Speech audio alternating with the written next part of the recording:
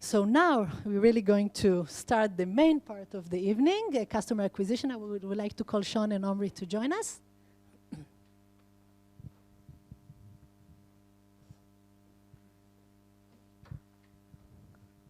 As I promised, it's not going to be with too many presentations. We're just going to ask questions and they're going to respond, hopefully. You can start posting your question on Slido. Don't be shy. We're going to move to Slido soon and we're going to take questions from there as well. But we will start by asking, guys, present yourself. Just tell us a little bit about your background, what you're doing with your past, your present, so the people will know who we have here. Can you all hear me okay? All right, great. I'm Sean. Hello. Great to meet you. Maybe a couple questions to get some sense of the audience and what we're going to talk about today.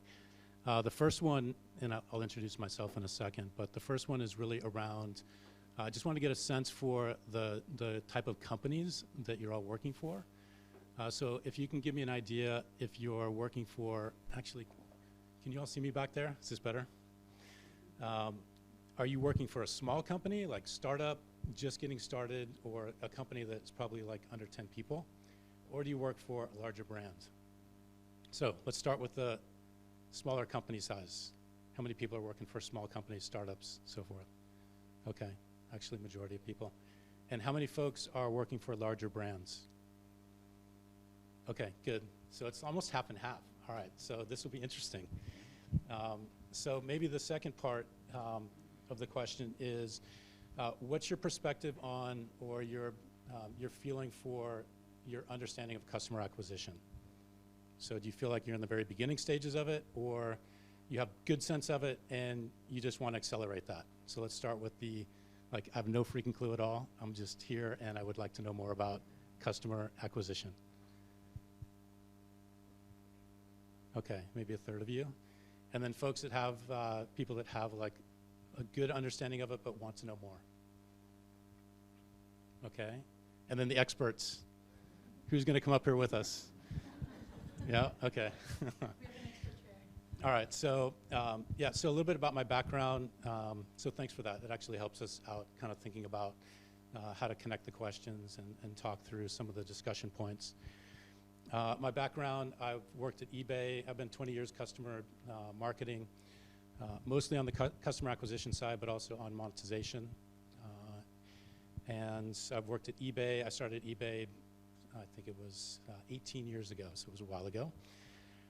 Worked there for 5 years, mainly managed the customer acquisition and retention models at eBay. I started when there was 13 people in marketing, and I left when there was about 400. It was definitely time to leave when there was 400 people in marketing alone. So then I went to Skype, spent some time at Skype, worked on the first monetization models at Skype. So at the time, they were giving away the product for free, and there was people inside the company that wanted to make money. So as you can imagine, that was a pretty challenging time to figure out how to do the monetization and build the models associated with that. And also launched the first subscription plan. So I don't know if any of you remember 2008, 2009 timeframe. The only way that you could use Skype is if you actually paid money and drew down the money. It was top up only.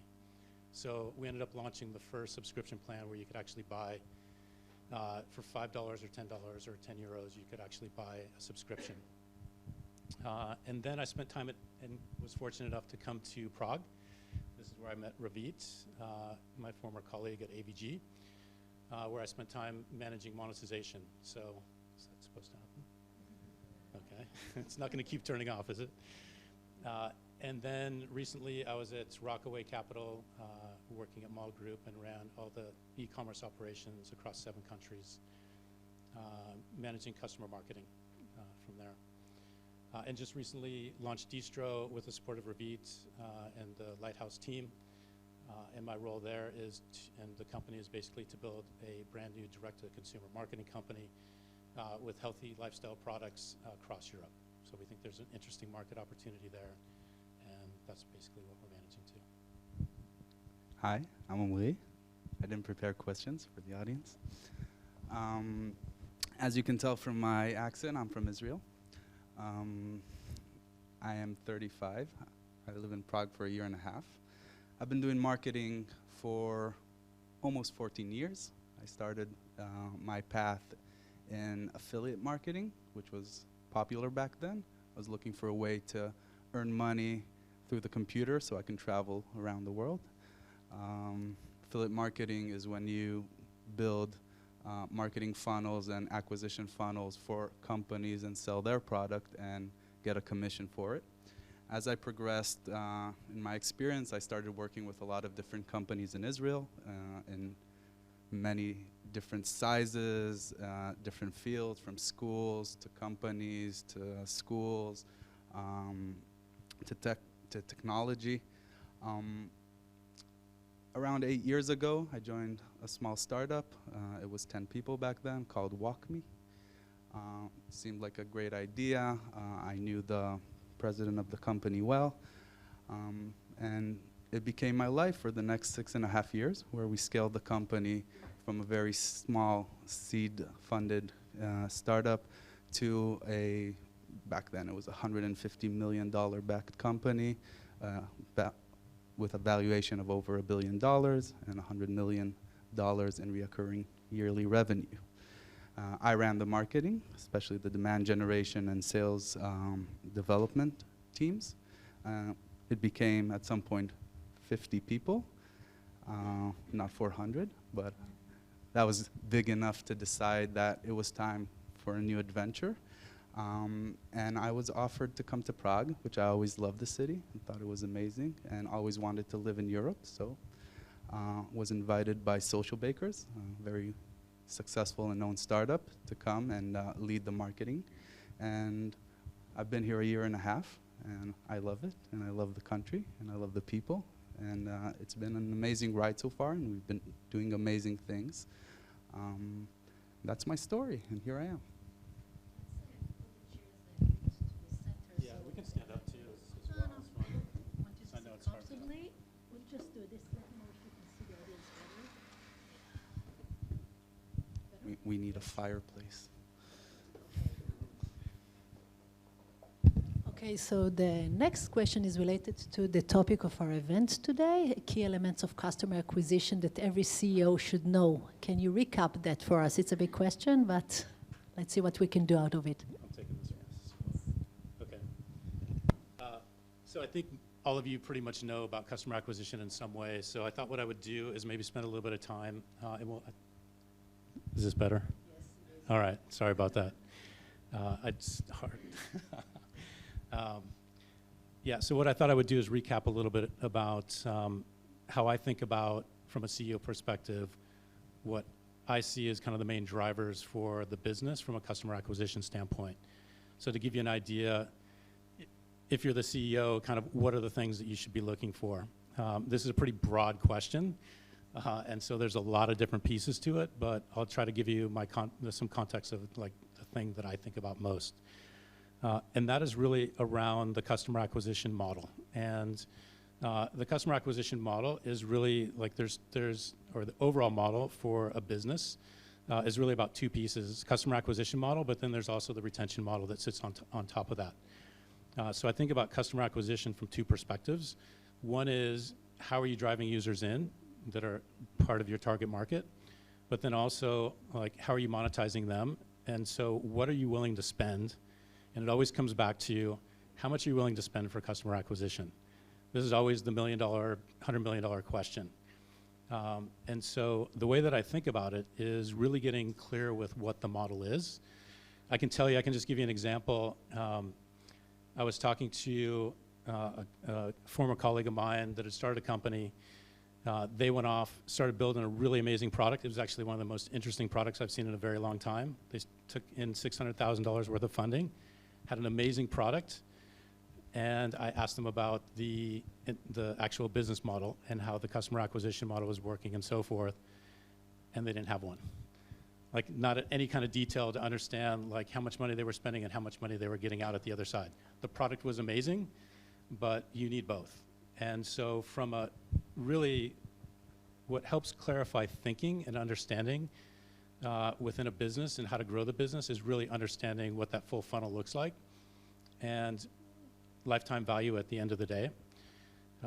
So LTV, and I'll get maybe a little bit into that and why I think that both customer acquisition and retention are very well connected. So basically, the way that I look at it is you have to be willing to understand how much you're willing to spend up front, and then what timing is it going to take, especially as a startup. So I'm talking maybe more to the startup CEOs here than to the bigger brands who can kind of fund the actual customer acquisition piece. Because when you're spending $10, $20, $30 euros on customer acquisition, you're probably not seeing that coming back in the first purchase activity. And I'm speaking purely from a B2C perspective, but I think B2B has a lot of similar components, which we can talk about in a second.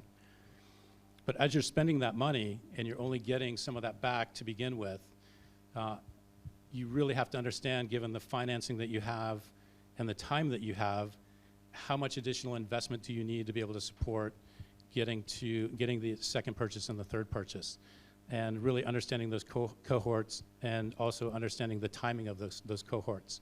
Because what I see is usually people understand how much money they're spending up front, but they're not able to understand how they're able to monetize the second and third piece of it, which is after, whether it's a subscription model and it's taking a month to 2 months, it's really understanding the retention rates that come off of that.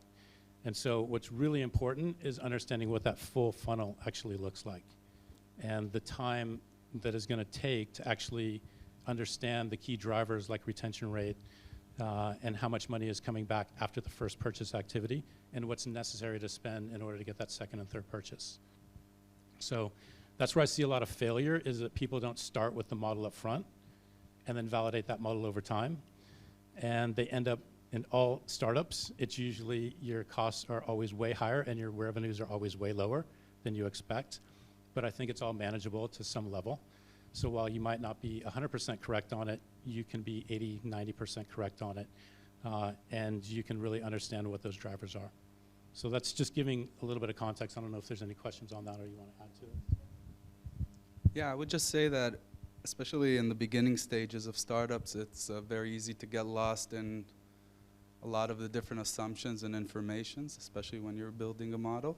And it's very important to initially come with a mindset that is about testing, and testing small, and working with numbers, and seeing what's successful and building upon it, and having the ability to be flexible in movements, because there's a lot of information out there, and a lot of the information makes sense in certain setups, doesn't make sense in other setups. There's a lot of talk, for example, about awareness, especially in the marketing world. Awareness is a very key element and very important, but oftentimes if you're a small startup, that's not the time to focus on awareness if you're trying to do acquisition, because acquisition, usually direct acquisition, let's say if it's advertising and so on for direct conversions, would generate that awareness. So it's a lot about also approaching the model wisely and building in a way that makes sense, especially if you just got funded. It's very easy to spend the money fast. I think the startups that I've worked with and I've seen successful, I've worked a lot of times with a model of creating the general model in which they work, and it's very critical. You have to know your lifetime value, or at least assess it.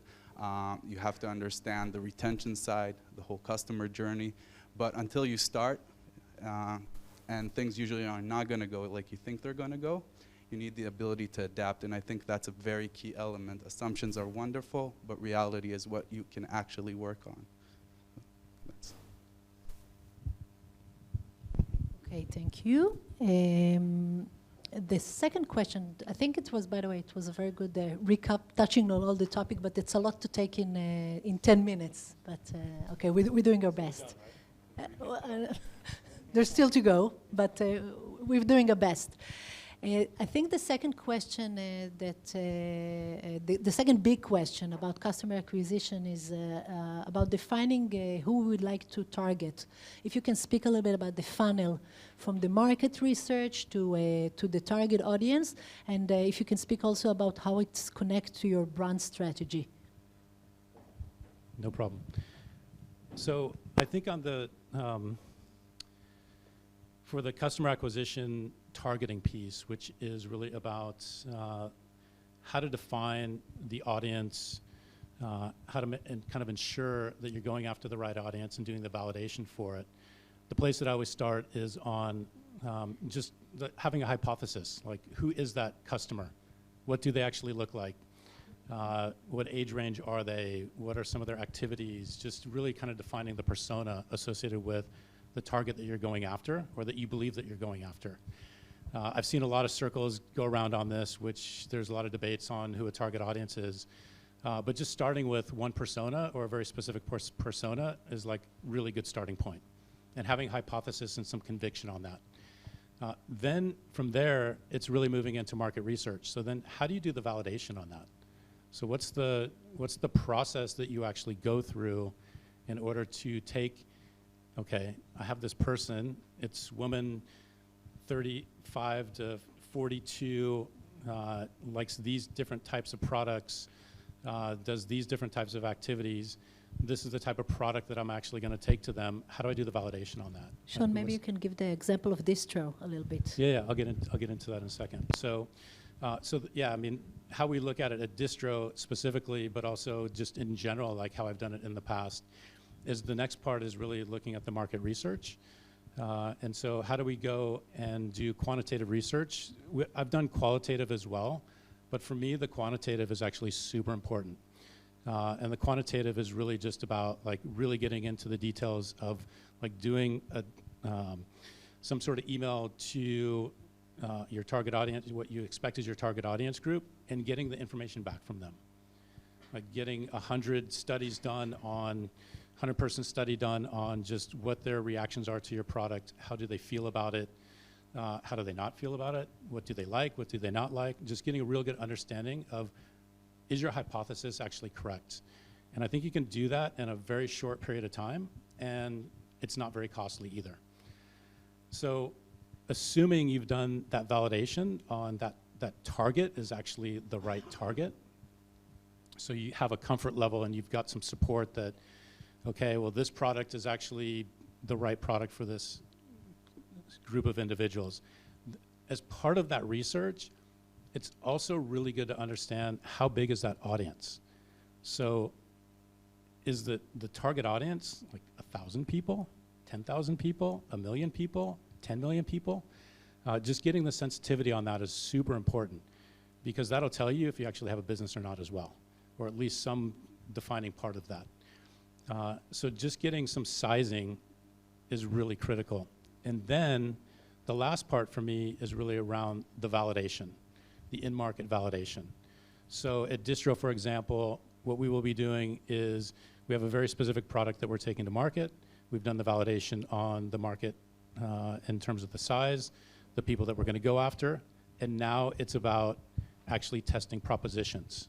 So what's the communication that we're going to take to the customers, and which of those we're going to try out for example, 3 different types of communications and see which one connects. So we'll see from the market how they feel about it, because we can do all the research we want with 100 people, but it's really getting that customer validation in real time that's the most important. So we'll test multiple propositions to see which communication piece allows us to drive the orders. And as part of that process, it actually allows us to validate the KPIs that we have. So as we set up how much we think it's going to cost for the acquisition, so what's the CPC going to be? What's the cost per acquisition going to be? What's the retention rate on that? After a month, we get in-market validation on that. And we can do that actually for a really cheap price. And I see what happens is what I've seen kind of on the flip side of that, or the other way to do it, is just thinking you have a target market, taking a single proposition because there's been 5 people in a room. They've all come to some consensus on like, okay, this way is going to be the best way. We all agree, let's go to market. They spend a ton of money, and guess what? They completely miss. This happens in startups. This happens in bigger brands. Validation by committee will kill you. So something to think about in terms of process. It really starts at the hypothesis, moves into the market research, quantitative validation, and then you can get into in-market, really understanding the different type of propositions that will actually connect with the users that you're going after and getting the validation on the KPIs from there. I have to agree with everything Sean said. I'll just add from my side that usually at least in the beginning stages of a company that you're building, people have affinity towards the target market itself, or probably the product wouldn't be created. We usually don't create products that are totally out of the range of what we understand or the markets that we already live in. Just as an example, if you really love music, then you know about, or jazz for instance, then you're really into that music and you understand it and you know the lingo and you know everything, versus a subject that you don't understand anything about, that you're not connecting with. So I would say in understanding target markets, yeah, you should do the research and it's critical, but it's also about kind of living that state of mind if you're not from that state of mind. Just as an example, I work in a MarTech company, marketing technology, social media. I'm very connected to that realm. That's a realm I come from. So it's very easy for me to specifically understand who these audiences are, who the target is. And even for me, by the way, I come from startup worlds, understanding people that are more from large organizations and enterprise marketing was a shift. And so for me, the best thing was just to go and speak with people, not just to go speak with them. If you can even live with them for a while or find a way, again, to be connected. You can learn in a few days more than you can learn from reading hundreds of pages of research. On the other hand, in my previous company, I didn't know much about the target audience because it was HR people, it was employee trainers, it was Salesforce administrators, which is more technical. And I invested a lot of time in sitting with these types and groups of people to understand them. And that's very critical because it's very easy to assume about audiences, and I think that's where people usually miss the mark. To understand if there's potential in the market, by the way, a very good way to look at markets and understand if there's actually a big audience there is to use keyword searches, which are a great way to see if people are actually searching for things that are relevant to that market. If the keyword searches around that specific area aren't very big, there's probably not a lot of interest, and maybe it's a small niche not worth investing in. So that's what I use a lot of times beyond, because a lot of times you don't have the money to buy the whole research right now or understand it. So that's a very free way to go and just see what are people searching. Second thing would be go in the forums, go in social media, see what people are talking about, what their pains are in that specific niche that you're looking at. After you did the research, you created that avatar for who your target person is. You can really go and learn a lot about people, especially what they complain about from all the channels that are around you. It used to be forums, now it's more social media, but the information is out there. But again, I would say it's critical to also live it in a way. And if you're a marketer doing work for a company, it'll be so much better if you can just go and really understand the lives of these people, what their experiences is, what the pains are, and then it's very easy to market. It kind of comes naturally. So that's actually takes us to the next question. We were talking about assumptions are good, but not enough. Let's speak about data-driven strategy. Customer acquisition is a lot about understanding your audience through data. And can you speak a little bit about the importance of data-driven operations? I guess, Omri, it's more on your side. Yeah, I'm the data guy. I love data. I think I was taught early on that if you can't measure something, you can't manage it. And especially when we're talking online, business have migrated internationally. It's not that shop on the street anymore where you see the clients come in, you see what's going on, and you can have a sort of intuition. A lot of what we do today is digital, and digital is total darkness. You don't know what's happening. And in order to understand what goes on there, you have to measure things. And measurement can teach you about behavior, and you can make decisions through that. Especially, I come from B2B. B2B is many times high consideration sales, meaning from the moment we acquire someone to subscribe, for instance, for our free trial of our product, until the time that a deal closes is around 6 months. And I'm in a startup. We don't have money to throw, so it's a lot about efficiency. So for us, we have to track everything to understand the different behaviors, so we can also even build models to predict in the future, if I invest money right now, what am I going to get in 6 months from now? So it's very critical, it doesn't matter in what realm, to have the numbers tell the story of what's going on. It can create predictability. It can allow you to optimize the system, because you can look at different areas and identify, oh, people are dropping off. They're not turning, for instance, okay, so people are signing up to what I'm doing, but they're not turning into paying customers. So I have an issue here because I have huge traffic, so everything's good around here, but this area of conversion is not working, and that allows you to zero in on where the issues are and to actually fix them. And it creates an accountability within the organization. Now, it sounds very obvious when I say it, but it's not something that common in organizations these days, especially, by the way, in the big ones. So I would advise to start from the beginning, to track everything, even things that you would not use right now, because in the future, you might want to return to it and understand the behavior over time. For me, beyond the human factor, which we do in marketing and customer acquisition, tracking numbers and data is the rest of the story. And it's critical, and the tools are there today for everything, to know almost every type of behavior, to know the psychographics, to know the infographics. Sorry. So I really would encourage, it really allows you to take control of your organization. And later, of course, when we're talking about metrics like lifetime value and everything like that, you can really use it also to prove to investors worth and really take the organization to another level. That's my answer. So maybe the only thing that I would add to that would just be that there's so much data.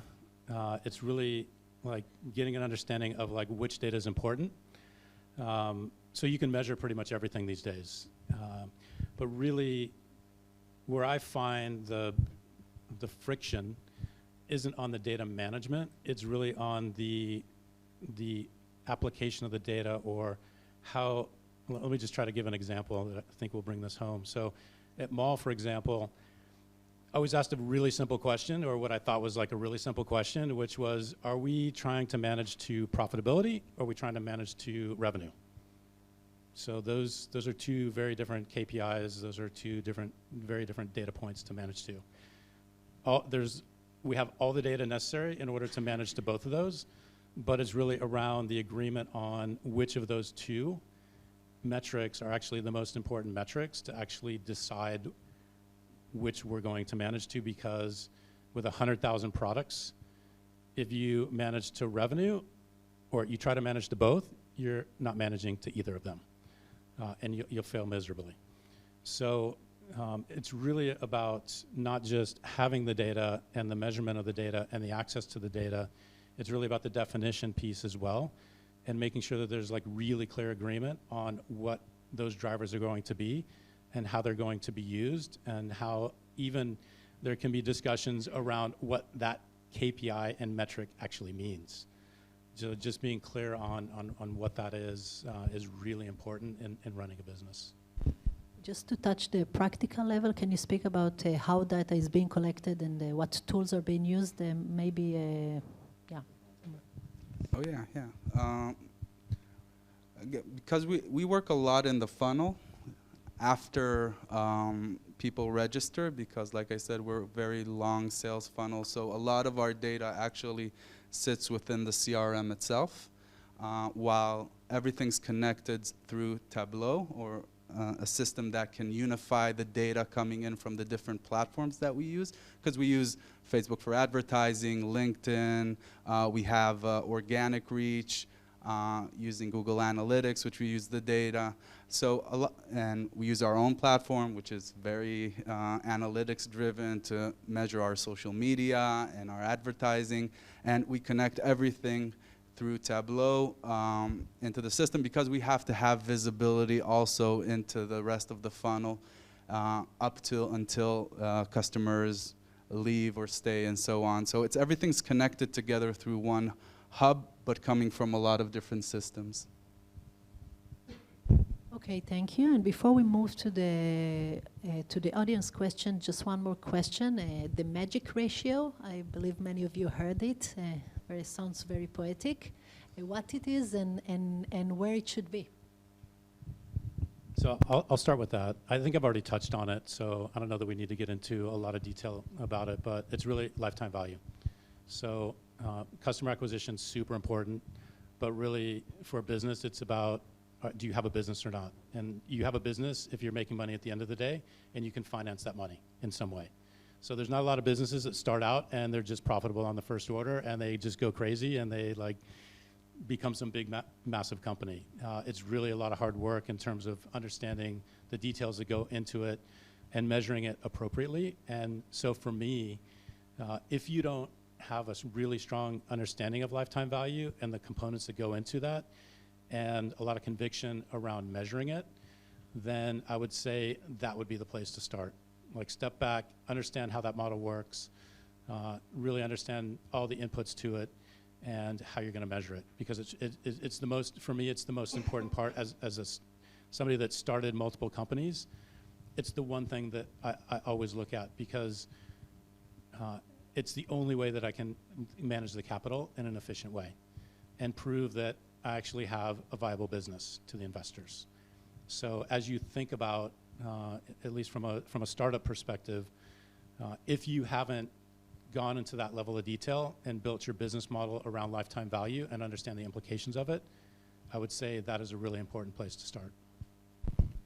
Just a step back, the magic ratio is the ratio between how much money, the unique economic is how much money you put into acquiring the customer versus the lifetime value, the value that you get back from the customer. Yeah, I mean, if it helps, I can actually explain the details of what it is.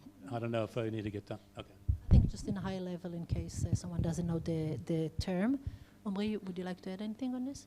I would just add that the magic number refers to a certain type of model, which is more the startup invested model, in which there is an investment in growth, mainly from either an external source, and the growth needs to be fast. So you need a model that's different from the classic model of business where you invest time and energy and you see a return on your investment, which we say the ROI on our spend. So oftentimes I see the confusion between both. So if you have, I don't know, you just built an online business, you're not looking to turn it into the next unicorn, you want to build it, the magic number, customer acquisition cost versus LTV, unit economy is less relevant, and I would focus more on return on investment and on your investment in time. But this starts playing a huge, huge important game when you're focusing in the startup world, in the investors world, because especially in software as a service, in the SaaS and technology world, you're investing a lot of money, but you're not seeing the return at the second you're investing. So you want to look at the potential for the future, and that's when these golden metrics start playing the game. Okay, important addition, thank you.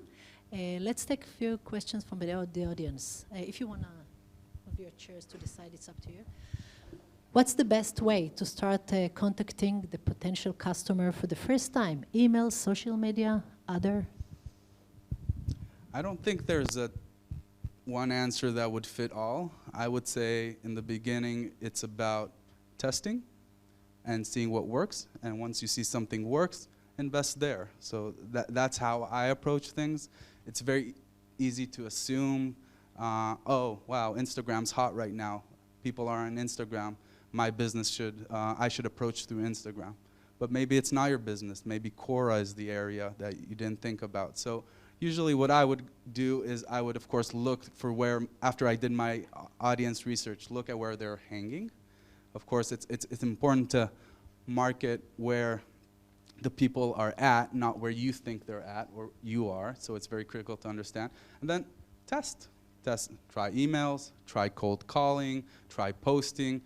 The first thing you see that works, start investing time and energy there and master it.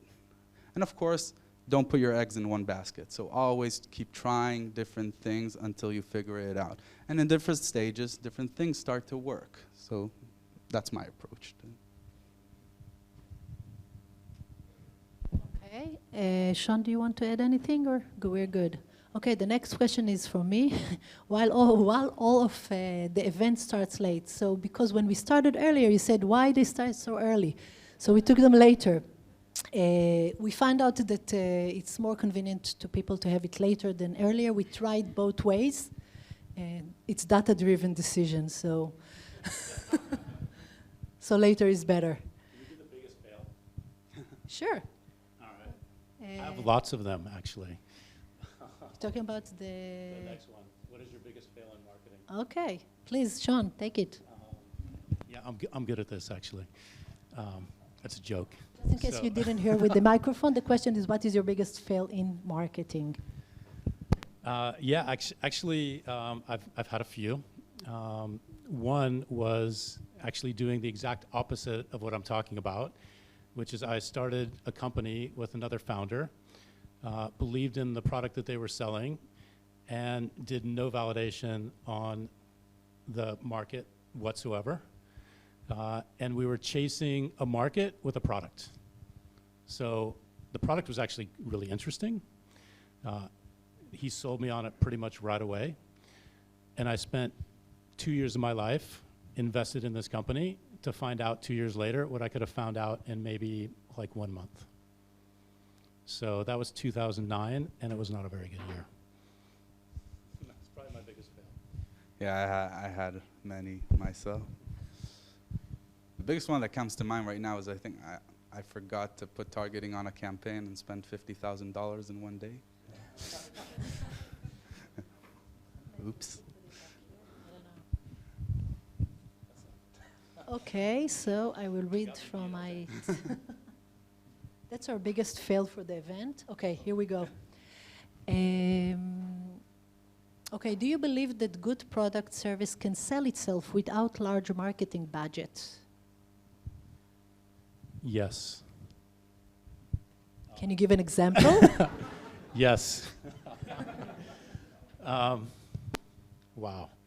So, I mean, I think the best products or the best companies are actually companies that have a great product that don't necessarily need or even have big budgets. I think that's what the question is like, does it take a big marketing budget in order to create like a big company? To me, it's about the product first. When I talk about everything related to the validation, it's really just understanding, is the product connected to the target audience, product market fit? And like, yes, you can sell a shitty product and it probably will sell a bit for a time and you can spend money on it. But my guess is what typically happens is that the funnel breaks down in the retention phase. So you don't get the people coming back for the additional orders to really create a business. So yeah, I mean, I've seen, I can't come up with anything off the top of my head, but like there's probably many of them. Slack, for example. Slack didn't have like massive marketing budget. There's probably thousands of these types of companies. It's really understanding the product, understanding the customer, and really getting to that product market fit. And you don't really need big budgets to do that. What you can use big budgets for is the scaling. But I don't think the big budgets really help you in the beginning necessarily. Oh yeah, absolutely, yeah. A product can sell itself without a huge marketing budget. But I'll also say that it's pretty rare. It's the same thing as the percentage of people who turn into celebrities. And I wouldn't sit and wait for it to happen. You don't need a large budget, but you need to take action. You need to do things. And oftentimes they don't have to cost a lot of money. But if it doesn't cost money, it costs effort and time. And there's a bit of this approach of instant going on in the world where, oh, I'm just amazing, so I will be discovered. And it's very rare. And most of the overnight successes that you do see take years and years and years of work to get there. So I would say, yeah, it can happen, but I wouldn't count on it. And if you're looking for shortcuts, the shortcuts come when you're willing to put the work in, not just because you think you're amazing. So that's kind of my take. So a good product, bad marketing can work. A bad product, good marketing? Can work. Can work as well. Okay, not for long, probably. No, not for long. Okay, and a question for Omri. Quantity versus quality of lead generation. I love that question. Quantity versus quality. Well, it depends. I think it's not this versus the other. I think it belongs to a golden triangle, which is quality, quantity, and velocity, which are metrics that are meant to keep each one in check. So just as an example, let's take lead generation. So I can bring 1,000 leads a day from a country that doesn't convert, that doesn't want to buy. So the quality isn't there, so it doesn't matter, right? I can bring one lead, that's amazing in quality, but it's not enough to feed the sales cycle and bring revenue for the company. So it's not this versus this, it's two metrics that work together. I would add the third metric, which is velocity, meaning the speed in which things come in. So I can bring 1,000 leads of amazing quality in 12 months. Again, not enough. But I can bring them within a month, which would be enough for the sales department. So at least the way we work in our company is we take these three metrics as the golden rule to look at the health of our funnel. So how many leads are coming in? What is the quality, which is usually represented by the conversion rate between lead to the next step in the funnel. In our case, it's the scheduling of a call by the sales development representative. So that would indicate for me the quality, and of course the speed in which they're coming in order to feed the funnel.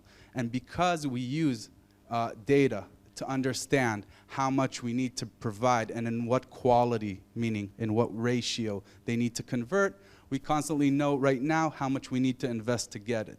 So I wouldn't say it's this versus this. I think it's this works together with this to create a whole funnel.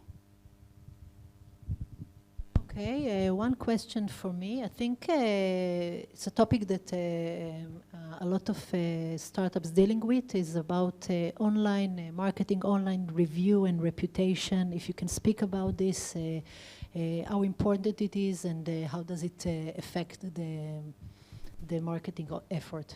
I can take it. Well, I was looking to buy a book today, and I went on Amazon, and the book that I wanted to buy had a 1-star review, and that's the first thing that I saw, and I went to that, and I didn't buy it eventually, which comes to show how much reviews are critical, especially how much the negative reviews are critical versus, and this book had probably 5 stars on 95% of the reviews, but one bad review caused me not to buy it. And I think we all look at reviews. I think it's critical. I think it's our way to assess if something is worth our investment or not, because eventually, well, you can't 100% trust a company just because they say they're great. We've all had the experience of buying things that failed. We all have the experience of being scammed. So reviews are a very good way for us to have trust in a product. And so for a business, it's critical to have positive reviews on the other side, especially making sure that the majority are positive and the positive ones are showcased in the beginning. Because I think, again, that's the sort of objective look at your company. I think the only thing that I would add is from a business perspective, from all the data that I've seen, you can expect 40% to 100%, 200% increase in conversion, depending upon your level of types of reviews. Like if you don't have them, to if you have bad ones, to if you have really strong ones. So I think it's stating the obvious for the most part. I think everybody understands it, and you have your own personal understanding of it, but just purely from a business perspective, of all the things that you're doing, it's one of the most critical things that you will do as part of setting up your company and ensuring that it has success in the beginning stages. Okay, you need to create a certain critical amount of review also to have them reliable to people, because of course people don't trust anything, and then to monitor that it's keep on the. What would you do when? Do you do anything when you see bad reviews? Do you think you should act on it? What do you think? I think if you see a bad review, you should for sure take responsibility and be accountable for it. Hopefully, again, it depends on the field. Again, in our field, in B2B, again, we don't get like 1 million customer reviews.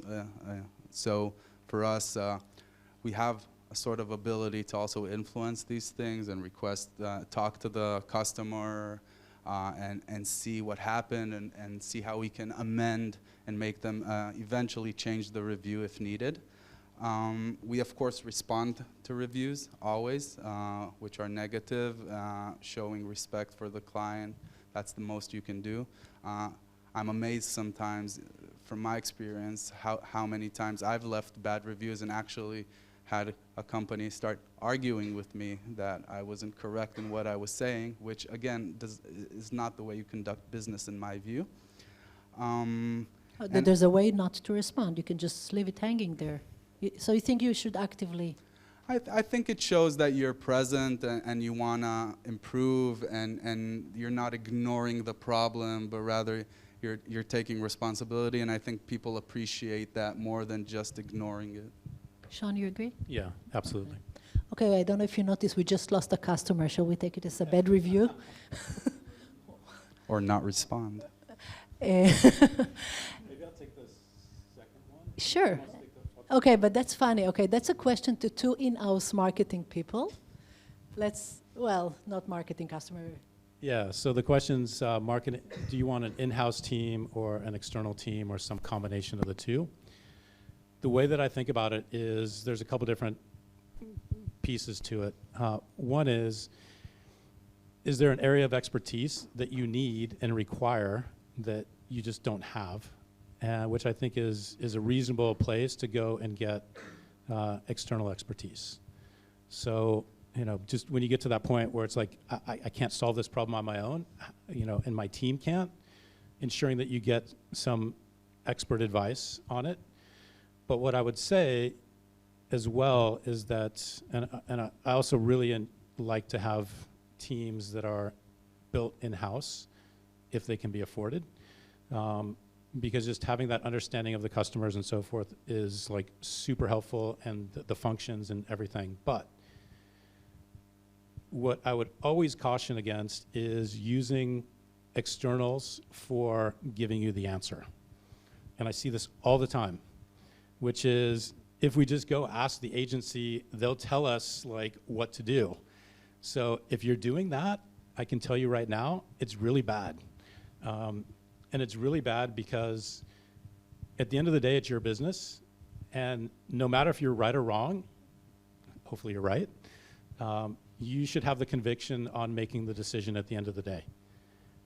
But if you're looking for external people to give you the answer, or to give you, there's giving you recommendations, but you making the decision is one thing. There's getting a bunch of recommendations and having somebody tell you what you should do is another.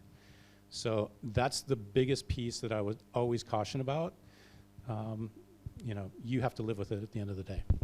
I think it's very true about other aspects of the business. Like you need to have the core competencies in-house for the important thing of the business, not just about marketing. There's a question about Israel. Will marrying an Israeli help me in business? So Omri is not married, he cannot answer that. I married my Israeli husband when I already had my career. So any other Israelis in the audience that want to take this one? Yes? I'm single, yeah. Oh, you're single, you cannot, you're not qualified to answer. If anyone wants to check the hypothesis, yeah. Okay. Omri, a question for you. How to accelerate B2B deals when the sales cycle takes around 10 months? How to accelerate B2B deals? Well, this is a very broad question and really depends on the situation of the company itself. One question is, why accelerate, by the way? Sometimes deals need to take the time that they take, and actually, a lot of times, the larger the company, the larger the deal, it's just the time it takes. So I don't think it's often an issue. It becomes an issue a lot of times when there's inefficiency in the sales organization and you see a discrepancy between, let's say, a group of salespeople to a different group of salespeople, so you can understand that something here is causing the delay. And oftentimes, it's a question that arises when there's a lot of pressure or the assumptions that were done towards the funnel itself are not correct, meaning we thought that we would have a 6-month funnel, so we made these financial plans according to that, but actually it's taking us 10 months to sell. So for me, again, I don't think it's a problem. I think it's something you need to track and learn and understand and make it a part of your funnel itself. And of course, there's different techniques in order to get faster sales. And again, it has more to do with individual cases within the organization, and it also depends on the territory in which you're selling from, too. But I would say, again, the time it takes to sell is the time it takes to sell. Sometimes $1 million deal can take a year, and that's fine. So again, there isn't a clear-cut answer. It really depends on the state of the organization itself, and is it actually a problem caused by some inefficiency in the process versus it's just the natural time it takes to close deals. I can say from my previous company, the big deals, the celebrated deals took sometimes 1.5 years to close. It's just the nature of the business. You're dealing with large organizations, a lot of people involved. Just to get a contract through takes a lot of time. And going through the more, let's discount to make them, to pressure them, let's get them to the end of the quarter. And I don't think it's always the right solution to play these tricks in order to move it faster. Okay, fair. A question for me. How do I know that my customer acquisition strategy is good? Are there any red flags that I should be aware of?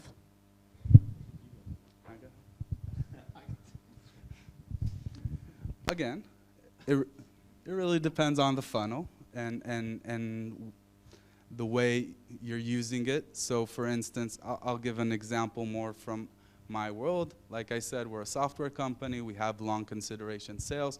We do a lot of demand generation and lead generation online, meaning people sign up to either our free trial or to request demos, and then they enter a process in which we sell to them. Our red flags for me are, first of all, cost. How much is it costing me to get each step of the funnel? From the beginning, how much does it cost to get a lead, which is usually the lower number, to how much it costs me to have a potential customer face-to-face on a call with a salesperson, up to how much the customer acquisition costs. How much does it cost me to get the customer itself? So red flags would be, for me, if I'm paying at a certain point more than the standard that we set in order to pay that. Second factor is amounts. How many amounts are getting in? So for us, we know that we need a certain amount of leads in order to create a certain amount of business within a few months. So when I start seeing the bar go down, that's a red light for me. And oftentimes, summer, for instance, is an example of a time where B2B tends to drop. People are on vacation, they don't buy. So that's an example where we start seeing red lights go out on our systems. And our systems actually do that. They put a red mark that things are going down. Another factor that's red lights is conversion rates. How much of one is turning to the other? Like I said, that's a lot of times a sign of quality. Either the quality of the work of the person or the quality of what's coming in, and you need to define it. So I also look at conversion rates all the time. And if I start seeing them dropping either in a macro or a micro level, that's a red light for me. This is where I need to focus right now and what I need to fix. So again, there isn't one red thing that, something that I can say is the most important, but you need to understand every step of your funnel. I think you should measure every intersection that happens and constantly measure it to see the differences that are happening around. And then you'll just know. You'll know when something's dropping that the issue is here. So all that stuff makes sense. maybe this answers a little bit more for the bigger brands versus the startups, which is what I've seen happen is at the top level, there's a push for reducing the customer acquisition cost. And so the teams are like, yeah, no problem, we'll figure out how to do that. And they end up getting traffic that is probably not optimal traffic in order to drive down the customer acquisition cost. And so typically what you see is a back-end weighted, the red flags start on the monetization and the retention side. And really being able to, I guess, to the point of just understanding the full funnel. In bigger companies, what'll happen is you'll have a team that's specific to customer acquisition and a team that's specific to monetization. And if they're not connected at the right level, there can be metrics that move on one side that affect the other, and the other side's trying to figure out what's going on. So they would, it's a bit of an organizational piece, but also just the red flags can come in many different ways, just based off of top-level KPIs. Okay, thank you. We said customer acquisition cost, I guess, since the beginning of the evening about 100 times. And the question is, what is the best way to calculate customer acquisition cost? I don't remember the formula by heart. Well, do you want me to just, there's like this most basic one. There's probably more complicated ones, but the most basic one is you put a Google ad up. It costs you €1 for a click. That from a B2C perspective could be B2B as well. That person comes in, 1% of them convert. That's €100 customer acquisition cost. So I think that's probably, if I did my math right. And in B2B, we use also the general cost of marketing and sales together. I use a calculator to do that, actually. But technically, what's important is, like Sean said, it's how much you're spending to get the customer. Again, in the SaaS model, the assumption is we're looking to, because usually SaaS companies are not profitable, they're growth oriented. It's about getting more and more customers. So the assumption has to be, if I stop all marketing and sales activities right now, will I become profitable? And that's where customer acquisition cost calculations come in. So in a very general sense, it's calculating your spend on all marketing and sales activity versus your revenue and lifetime value. And then you get a number that signifies the ratio you're getting in return. So it won't be as simplified as taking all your marketing expenses and divide by the number of customers for a certain new customers. On a general level, yeah. That can also be, okay. So there's many ways. I guess the answer is, okay, for the business, again, Omri, how would you approach potential customers at an early stage when you don't have a product yet? Or should you? LinkedIn. No, really, people are responsive. Just go and talk to them, ask them, Ask to interview them. That touches people's egos a lot. They like that, Or give value, give something just to the person and build a relationship first. And you'll be amazed. People don't ask usually. They don't even try. I've never shunned someone away from asking to know more or for help. I do not answer people who try to sell me on the first time they send me a message on LinkedIn, but I've never shunned someone away when he wanted to ask about what I do or to learn more or anything like that. So I would say it's just taking the first step and contacting people, and not one person and being, oh my God, he didn't answer my life. No, contact 100 people, see what happens, and it works. That's what I do.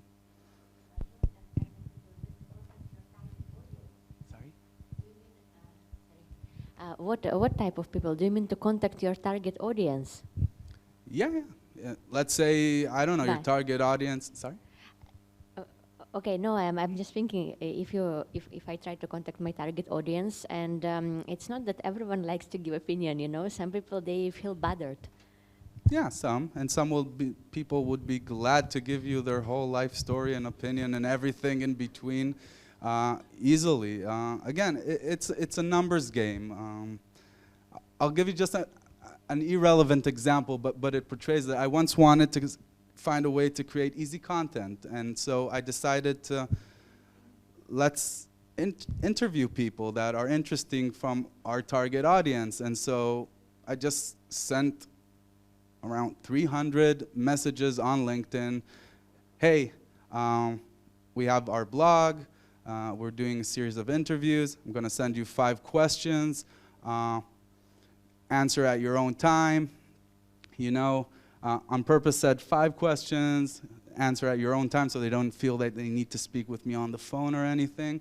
Just shot it to like 300 people, and around 15% of them answered. And I got wonderful interviews with people in very high positions and did cool stuff. So again, it's just about trying, asking, and doing it consistently. Like not just, oh, I sent 2 people, no one answered me. Ah, they hate me, they don't want to say anything. No. You know, do it until someone answers. And people are more willing than it seems usually to give information, because we all love to talk about the things we love and the things that we do and share them. Some people don't, and it's their right. But again, just try. Persistence is a very Israeli characteristic, so very easy to you to say. You can marry an Israeli, and then he can. Okay, but we touched on social media, so we'll just touch on another topic related to that, influencer. I know that's your business, but try to be as objective as you can. About what do you see the role of influencers in marketing? Does it really help? Should we invest in this? Well, yes, you should invest. I would put a caveat and say it needs to be done very smartly. It's very easy to spend money on influencer marketing because it's a big buzzword, and our company deals with that a lot because we have part of our product deals with influencer marketing. I think it can be summed up by, there's a beautiful saying people love to buy, hate to be sold to. And I read a research recently that said that the average person is exposed to over 5,000 ads a day. Now, how many of you remember 2 ads they saw today? You probably didn't, right? Yeah. And they're all around. And even though advertising and all these areas are very, they work and they're good, influencer marketing is a bit of a different take on things, because we all have role models and people that we follow. And when I say influencer, it's not just that girl shaking her butt on Instagram. I actually follow a lot of influencers, for instance, on YouTube. So I play guitar, and there are people I respect and admire, and I follow them. And when they say that this product is good, because I trust them and I see the value in their words, I probably would buy that. Unlike if I just see an ad that's saying I'm the best. So influencers have a rapport with their audiences, and this rapport creates trust, and we buy from people that we trust, because if a friend comes and recommends something to you, you're very likely to buy it. But when a salesperson stops you on the street, you're not going to buy. So that's the power of influencer marketing, and it's just getting bigger and bigger, because it's not just celebrities anymore that have airtime. These days, it's just niche over niche that have micro-influencers that have 100,000 followers, and if they're relevant to your market, and these influencers are legit, and again, I'll say, this is a realm with a lot of scammers inside who buy followers, who buy likes, and all of that. So it's not just, oh, this guy's cool, I think it's good, let's spend money on him, but do the research, learn to understand, if you know, go over the profiles, understand who these people are, communicate with them, but done correctly, it's one of the best channels available. Huge brands are using it, small brands are using it. It can be a wonderful way to jumpstart your product, get it in front of the right people. Another question related to that, does today customer acquisition have to be digital? Sean? Yeah, sure. Yeah, so I think, so the answer is it can be non-digital. I think the reason why it's mostly digital is because just being within the context, you're on your phone, you're on your computer, whatever, it just helps with the whatever funnel that you have.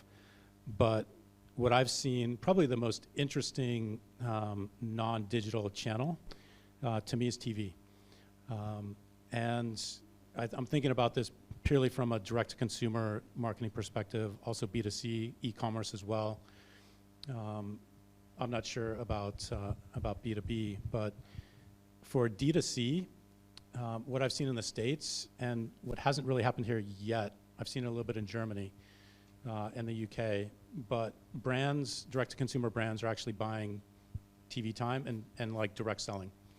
And I think that is a very viable channel. So for Distro, for example, the company I just started, will be heavy online and digital to start, but the plan is to actually be able to get into TV because we can see, and I've seen it in the past, there's great like metrics associated with it if it's done correctly. So I see TV as a really interesting non-digital channel. I agree, and I would just add that also we do a lot of events and trade shows, and they work amazing too. And if you do it together with the digital, it works great, especially in B2B where you want to get in front of the customers and the potential customers. Okay. One question for me I will answer quickly. Is this event being recorded? Yes, it is being recorded, and it will be posted on our social channels. As I said, follow us on Facebook, LinkedIn, or Twitter. The next question, recommendation about pricing. On pricing, is freemium the way to start? Or is it better to start with real price at once? I think, Sean, you have a lot of experience with freemium. I mean, I can take that to start, and you can feel free to add. The answer is it depends. Really, it comes down to modeling just the freemium model versus the non-freemium model. And at AVG, for example, it was basically a freemium model. So we tried to get as many users to download the product, and then it was up to the monetization team to be able to take all of those users and figure out how to get them into a paid product. And the metrics were great. So it's a viable strategy. Depends on the product, depends on a lot of different things, but there are very specific models to understand if it makes sense and to be able to test into it. But from what I've seen, depending upon the type of products, especially software types of products, freemium model, just getting something into the hands of users and then trying to monetize them on top of that is a great strategy. We have 10 more minutes, so I was wondering if anyone wants to ask from the audience, or shall we continue with the Slido? Any question from the audience? We have a brave guy here. Thank you. I guess I asked the question online, but it didn't get answered. Yeah, my question would be, which resources, maybe possibly books, would you recommend for early stage startup to, to get all this knowledge you have, possibly not all, I guess, but limited version of it, so we can start building our customer base. Thank you. We can write a quick book tonight and start selling it. Well, I haven't read a book in a while. I probably shouldn't say that. But it's something that I can think about and maybe come back to. I mean, there's I think tons of good books on these types of subjects: customer acquisition, retention, lifetime value, so forth, and books that have very specific models associated with it. There's a guy, I can't remember his name, that's in Silicon Valley that's really like amazing related to growth marketing. So there's like cookbooks that I've seen where there's like the 100 things that you can actually do for customer marketing. All those are online free resources. But I can't remember the guy's name off the top of my head. I'll let Ravit know, and she can send it out. But he has a very specific approach that I've like worked with and worked on for like 15 years. Basically the same model. And I think that model applies still today. There's no real difference. The only thing, the social side is a little bit different, but the same mechanics are at work. So I'm happy to kind of provide that. Yeah, you can send it to us and we can put this online. Anything to add? Oh, yeah. Sure, go on. If you go to our Socialbakers channel, either Instagram, our CEO gave his recommendation of books, and also I gave, and think a good book is The Lean Startup. It's a great place to start if you want to read more on the startup world. Again, it depends on what areas you want to build. Crossing the Chasm, I think, is still relevant. I think it's a great book. I think if you want to understand a bit more psychology side, Think Fast and Slow is an amazing book. Play Bigger is a great book. Blue Ocean Strategy, for sure, an amazing book to read. And yeah, I can share, but it's on our channels. You can check it out. So. Oh, it's actually a good idea to have a list of recommended read. Any other question from the audience? Yeah. The third question. Okay. How to recognize a toxic customer? A customer who only talks about the product and does not buy, versus a legit customer, a customer who pay for the product. It's not a customer, actually. It's a target if you didn't buy the product yet, I guess. And maybe you can elaborate, because I'm not sure I understand it. Do you understand the question? I mean... Yeah, I understand it. Go ahead.